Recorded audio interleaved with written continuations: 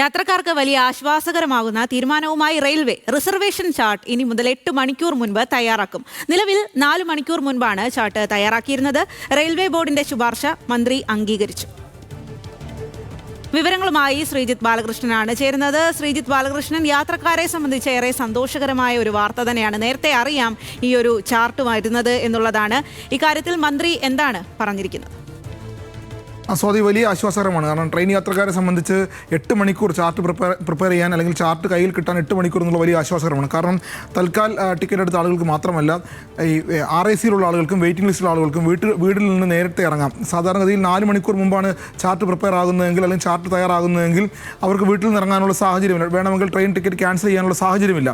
ഇപ്പോൾ 8 മണിക്കൂർ മുമ്പ് തന്നെ ചാർട്ട് തയ്യാറാകുന്നു എന്നുള്ളതുകൊണ്ട് ഞാൻ വെയിറ്റിംഗ് ലിസ്റ്റിലാണോ അല്ലെങ്കിൽ ഞാൻ RICയിലാണോ ടിക്കറ്റ് ഉറപ്പാക്കിയതിന് ശേഷം വീട്ടിൽ നിന്ന് ഇറങ്ങിയാൽ മതിയാകും. 8 മണിക്കൂർ സമയം കിട്ടും.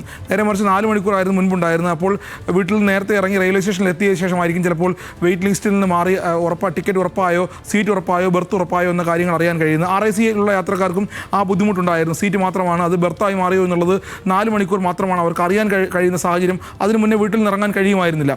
ഇനി ചാർട്ട് പ്രിപ്പയർ ചെയ്യുന്നത് ഏതാണ്ട് 8 മണിക്കൂർ മുമ്പാകുമ്പോൾ സ്വാഭാവികമായും സീറ്റും ബർത്തും ഉറപ്പിച്ച ശേഷം വീട്ടിൽ നിന്ന് ഇറങ്ങാം. ടിക്കറ്റ് ക്യാൻസൽ ചെയ്യേണ്ട സാഹചര്യമില്ല എന്ന രൂപത്തിലേക്ക് കാര്യങ്ങൾ മാറുന്നത് വലിയ ആശ്വാസകരമായ കാര്യമാണ്. മറ്റൊന്ന്, ഈ ടിക്കറ്റുമായി ബന്ധപ്പെട്ട് ടിക്കറ്റ് ബുക്കിങ്ങുമായി ബന്ധപ്പെട്ട് ടിക്കറ്റിൻ്റെ ബുക്കിങ്ങുമായി ബന്ധപ്പെട്ട് തൽക്കാൽ ടിക്കറ്റ് ബുക്കിങ്ങിന് ഇനി മുതൽ ആധാർ നിർബന്ധമാക്കും. അത് ജൂലൈ 1 മുതലാണ്. ഒരുപക്ഷെ വലിയ വിമർശനം അക്കാര്യത്തിലുണ്ടായിരുന്നു.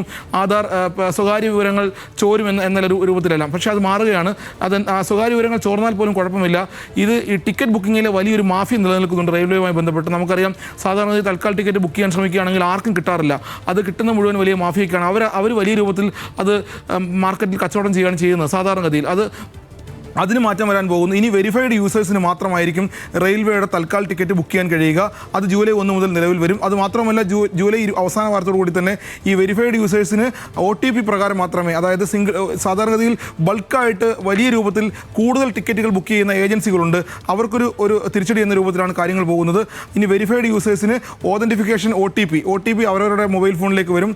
അപ്പോൾ ഒരാൾക്ക് പരമാവധി ഇത്ര ടിക്കറ്റുകൾ മാത്രമേ ബുക്ക് ചെയ്യാൻ കഴിയുള്ളൂ എന്ന സാഹചര്യം കൂടി വരും. വലിയ രൂപത്തിൽ ബൾക്കായി കൂട്ടമായിട്ട് ടിക്കറ്റ് ബുക്ക് ചെയ്യുന്ന ഏജൻസികളെ നിയന്ത്രിക്കാൻ കൂടി ഇത് കഴിയുമെന്നാണ് റെയിൽവേ പറയുന്നത്. റെയിൽവേ ബോർഡിൻ്റെ ശുപാർശ ഏതാണ്ട് റെയിൽവേ മന്ത്രി അംഗീകരിച്ചു കഴിഞ്ഞു. പക്ഷേ ഈ തൽക്കാൽ ടിക്കറ്റിന് OTP വെരിഫിക്കേഷൻ അല്ലെങ്കിൽ OTP ഓതന്റിഫിക്കേഷൻ വരുന്നത് ജൂലൈ അവസാനമായിരിക്കും. ആധാർ കാർഡ് ബുക്ക് കഴിയുന്നത് യാത്രക്കാരെ സംബന്ധിച്ച് വലിയ ആശ്വാസകരമായിട്ടുള്ള തീരുമാനമാണ്. 8 മണിക്കൂർ മുമ്പ് റിസർവേഷൻ ചാർട്ട് തയ്യാറാക്കും എന്നുള്ളതാണ്. ആ വിവരങ്ങളാണ് ശ്രീജിത്ത് ബാലകൃഷ്ണൻ നൽകിയത്.